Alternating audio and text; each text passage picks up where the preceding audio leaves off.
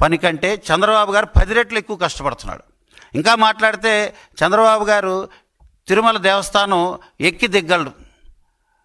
మెట్లు ఎక్కేసి వెంటనే సాయంత్రానికి వాళ్ళు వెంటనే అక్కడ దర్శనం చేసుకొని దిగ్గలడు. పేరు నాయన ఎక్కమనండి, 10వ మెట్టుకే పక్కకు దూకుతాడు. మరి అక్కడ అర్థమైపోయింది కదా, age is not a barrier అండి. ఖచ్చితంగా చంద్రబాబు గారు, పవన్ కళ్యాణ్ గారు చెప్పినట్టుగా ఇంకా 3 పర్యాయాలు పార్టీ ముఖ్యమంత్రిగా, రాష్ట్ర ముఖ్యమంత్రిగా ప్రజల శ్రేయస్సు కోసం, రాష్ట్ర అభివృద్ధి కోసం కష్టపడతారు, పనిచేస్తారు.